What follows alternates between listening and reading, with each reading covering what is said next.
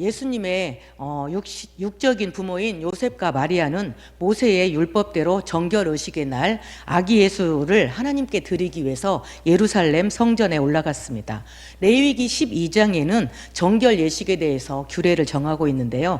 정결 예식은 출애굽 당시 장자들의 죽음이나 마지막 재앙에서 구원받은 이스라엘의 장자들을 성별해서 하나님 앞에 드리는 의식에서부터 시작되었습니다. 그리고 반드시 모세의 율법에 기록된 대로 그것을 지켜졌습니다. 하나님이 어머니의 태를 처음 연 남자아이를 그분의 거룩한 자로 여기심으로 그 아이를 하나님 앞에 거룩하게 드렸던 의식이 바로 정결 의식입니다. 출산 후 산열이 그치고 깨끗하게 지는 기간으로서 남자아이를 출산해서는 40일이 지나야 되고 여자아이를 출산했을 때는 66일이 지나서 정결 의식을 치르도록 규정했습니다.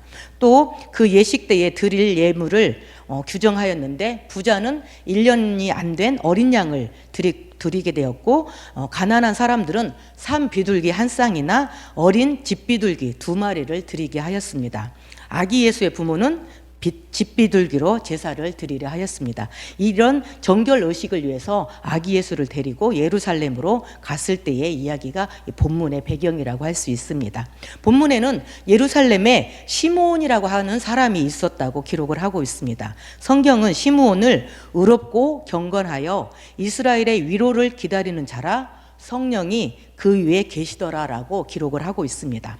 시므온은 또한 주의 그리스도를 보기 전에는 죽지 아니하리라고 하는 성령의 지시를 받았습니다.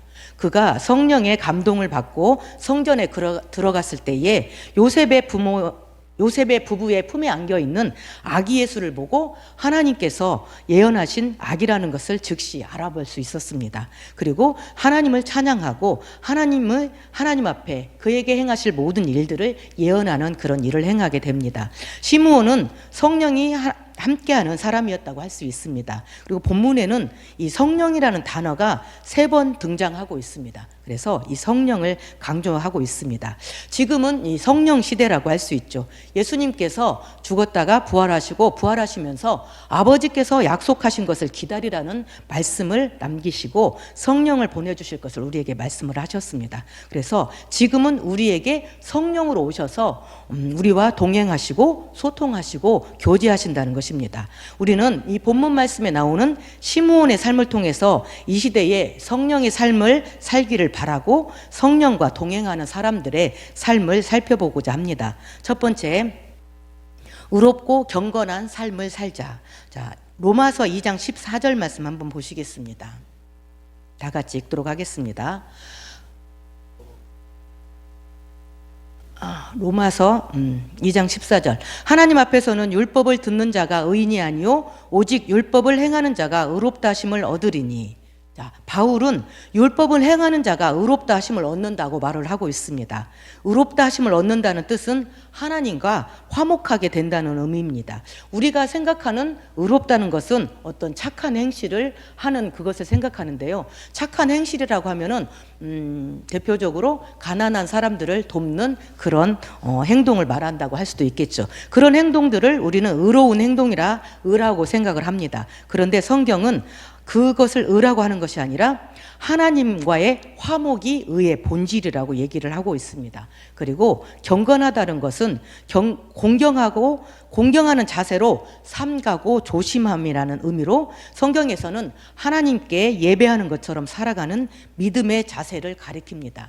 이 말 속에는 하나님을 두려워한다, 하나님을 경배한다는 뜻이 담겨져 있습니다. 곧 경건한 삶이란 하나님의 거룩한 성품을 닮아가는 것이며 구원의 은혜를 베푸신 하나님에 대한 뜨거운 사랑과 충성의 자세를 견지하는 것이라는 것을 알 수 있습니다. 자, 성령이 함께하는 사람은 하나님의 말씀을 삶 속에서 실천하며 하나님을 경외하며 하나님의 거룩한 성품을 닮아가며 하나님에 대한 사랑과 충성의 자세로 살아가는 사람이라는 것을 알 수 있습니다. 사도행전 10장 1절에서 2절 말씀 한번 보도록 하겠습니다. 다 같이 읽도록 하겠습니다. 가이사라에 고넬료라 하는 사람이 있으니 이달리아 부대라 하는 군대의 백부장이라. 그가 경건하여 온 집안과 더불어 하나님을 경외하며 백성을 많이 구제하고 하나님께 항상 기도하더니. 네. 초대교회에 이방인에게 처음 성령이 임하는 역사가 있었습니다. 그 주인공이 바로 이 경건한 사람 고넬료와 그의 가정이었습니다. 하나님의 성령은 경건하고 거룩한 의로운 사람에게 그 말씀 가운데 말씀을 삶 속에서 실천하며 살아가고 있는 그런 사람에게 함께 하신다는 것입니다. 우리의 모든 삶이 의롭고 경건하여서 하나님의 성령의 충만한 임재 가운데 살아가는 저와 여러분들이 되기를 바랍니다. 두 번째, 성령의 지시를 받는 삶을 살자. 성령이 함께하는 사람은 성령의 지시를 받는 사람입니다. 바로 성령의 가르치심을 받는 사람이라는 뜻입니다. 요즘에 저희가 무엇이 모른다든가 궁금하다든가 할 때 유행하는 말이 있어요. 유땡땡 선생님에게 물어봐. 뭐냐면 인터넷에 물어보라는 것입니다. 우리가 요리를 할 때도 또 육아의 정보라든가 맛집 정보 이런 것을 모를 때 인터넷에 검색을 해보면 모든 것들이 다 나와요. 그래서 요리를 할 때도 인터넷이나 유튜브를 보면서 그 레시피를 따라서 하게 됩니다. 자, 근데 이 현대 사회는 너무도 많은 선생을 우리에게 두고 있습니다. 그런데 우리는 하나님의 말씀을 따라서 살아가는 사람입니다. 사람의 말이나 인터넷에서 떠돌아다니는 많은 정보에 의해서 흔들리는 그런 사람이 아니라는 것입니다. 하나님께서 우리에게 지시하시는 그 말씀을 따라서 살아가는 그런 삶을 사는 사람이 성령의 사람이라는 것입니다. 본문 말씀 26절에는 그가 주의 그리스도를 보기 전에는 죽지 아니하리라 하는 성령의 지시를 받았더니, 시몬에게는 하나님께서 성령의 지시를 하셨다는 말씀을 우리가 볼 수 있습니다. 우리가 어떻게 해야 될지 모르고 또 무엇을 해야 될지 모를 때 하나님은 성령을 통해서 우리에게 지시하심으로 우리가 행할 길을 알게 하신다는 것입니다. 자, 구약의 성령의 사람들에게는 하나님이 그들에게 나아갈 길, 행할 길을 지시하셨습니다. 한번 본 열왕기상 17장 8절에서 9절 말씀 한번 보시겠습니다. 다 같이 읽도록 하겠습니다. 여호와의 말씀이 엘리야에게 임하여 이르시되 너는 일어나 시돈에 속한 사르밧으로 가서 거기 머물라. 내가 그곳 과부에게 명령하여 내게 음식을 주게 하리라 하느니라. 그가 일어나 사르밧으로 가서, 자, 엘리야에게 사르밧 과부의 집으로 갈 것을 하나님은 지시를 하십니다. 그 지시의 말씀을 듣고 엘리야는 즉시 일어나서 사르밧으로 갔다는 것을 기록하고 있습니다. 그리고 사사기 1장 1절에서 2절까지 말씀 한번 보시겠습니다.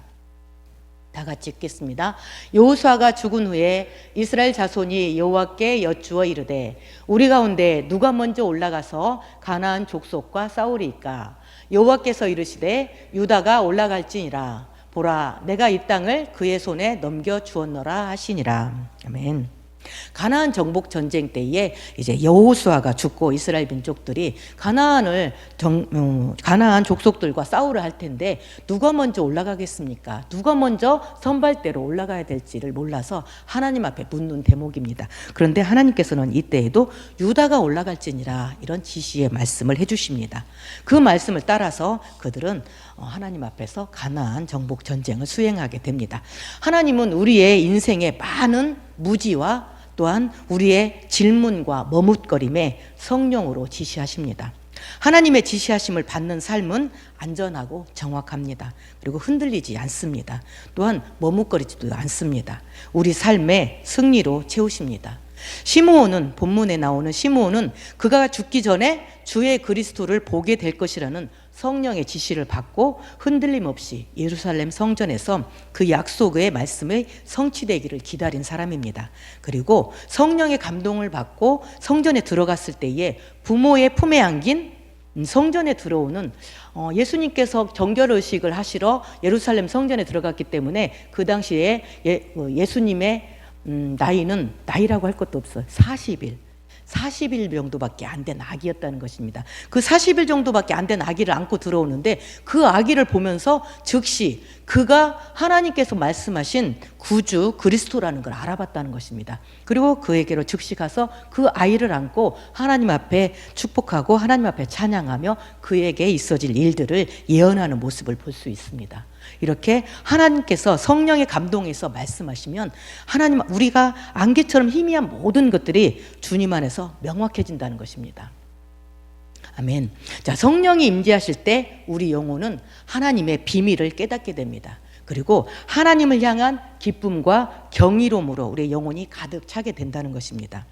성령이 친히 우리의 스승이 되셔서 하나님은 성령으로 우리의 무지함을 가르치시고 우리의 부족함과 연약함과 죄악들을 깨닫게 하시고 또한 주님의 말씀을 생각나게 하신다는 것입니다.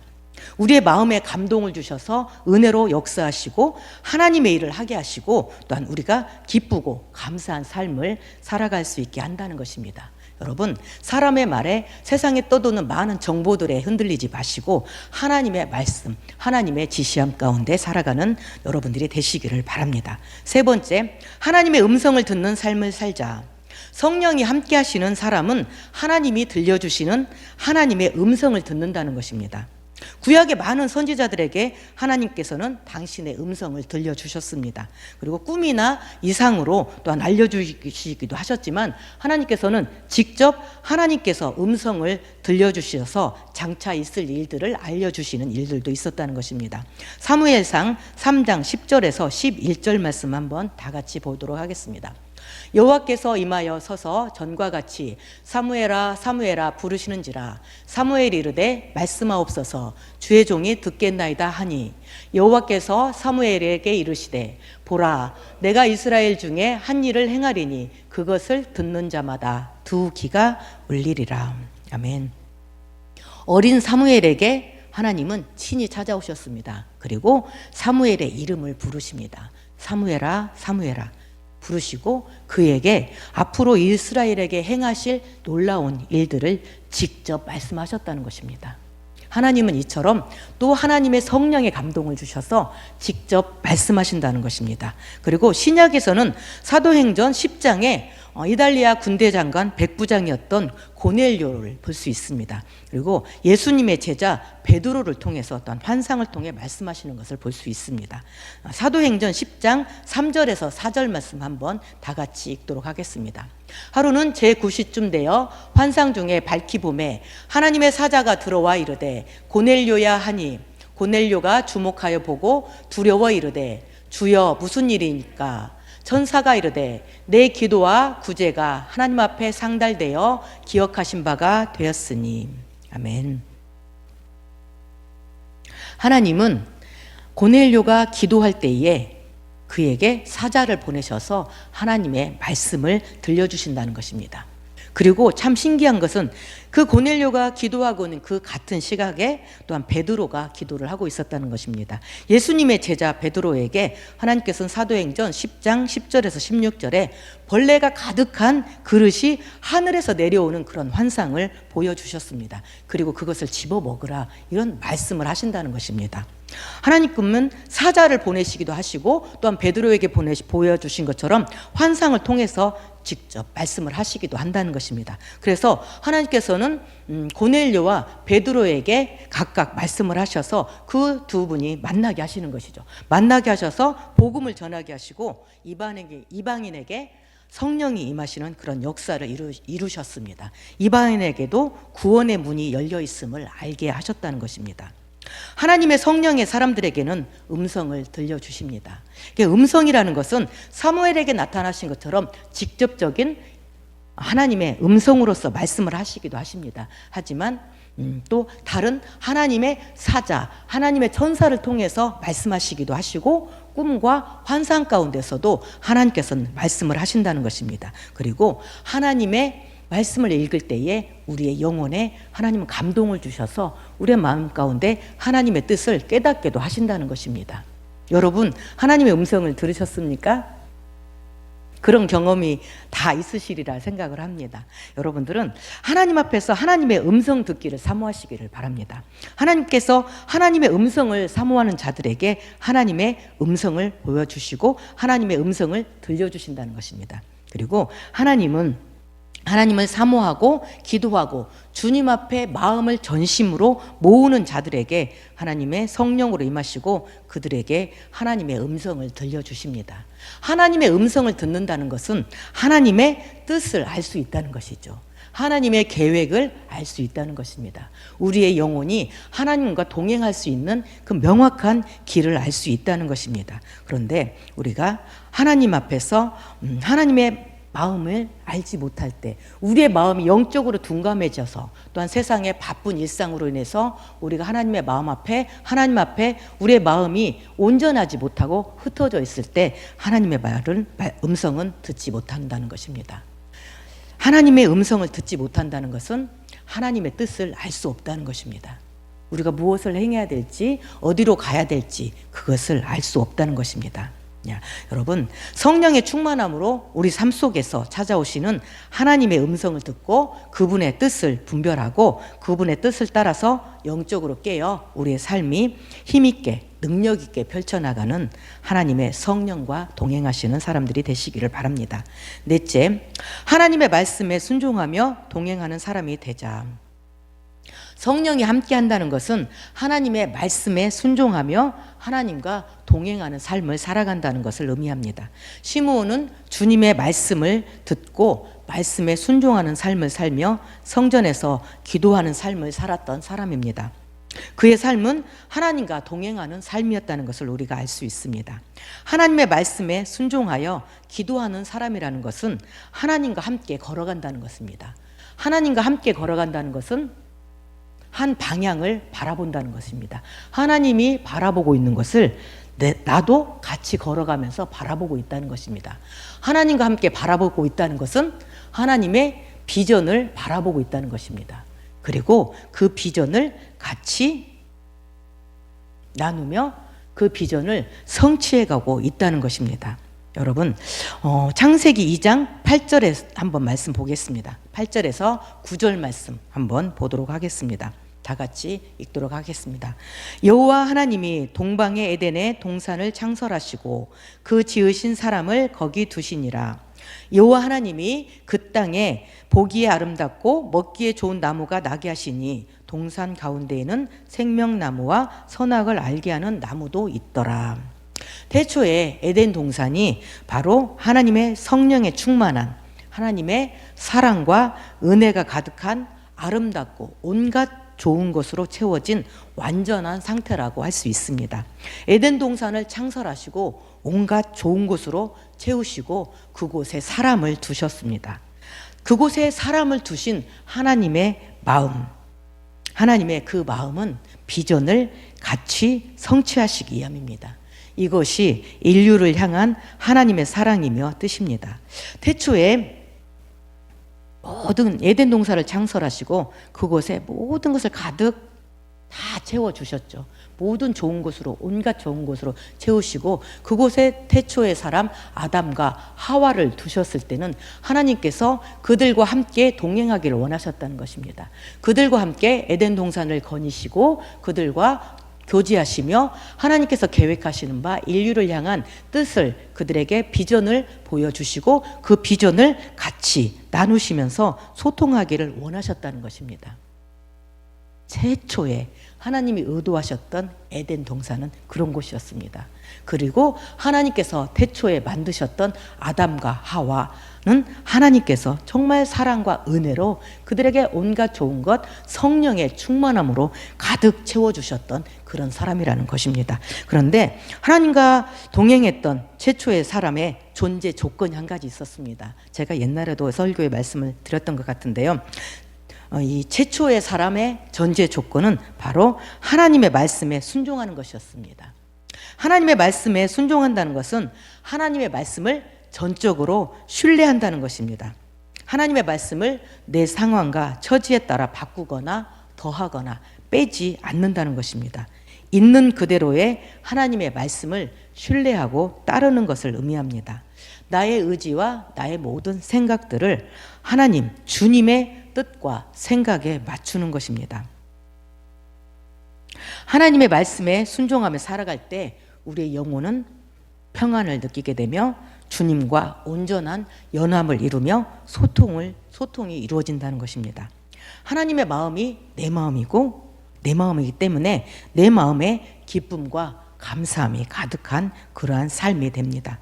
악한 영들의 공격이나 세상의 많은 것들의 유혹들 가운데 우리가 흔들리지 않고 승리하는 사람이 될 수 있다는 것입니다. 그리고 하나님의 나라와 교회와 성도들을 섬기는 일에 육체는 우리가 피곤할 수 있습니다. 그런데 육체는 피곤할지라도 우리의 영혼은 기쁨과 온갖 감사로 가득 차고 넘친다는 것입니다. 말로 형언할 수 없는 충만함이 우리의 영혼을 가득 채워서 기쁨과 소망 가운데로 나아가게 된다는 것입니다. 이것이 성령의 충만함의 의미입니다. 온갖 좋은 것으로 채우시는 하나님의 성령과 함께함으로 하나님을 기쁘시게 하고 하나님께 영광 돌리며 하나님께 귀 쓰임받는 저와 여러분의 삶이 되시기를 바랍니다. 기도하시겠습니다. 할렐루야. 사랑과 은혜 하나님, 주님 앞에 감사와 영광을 돌립니다.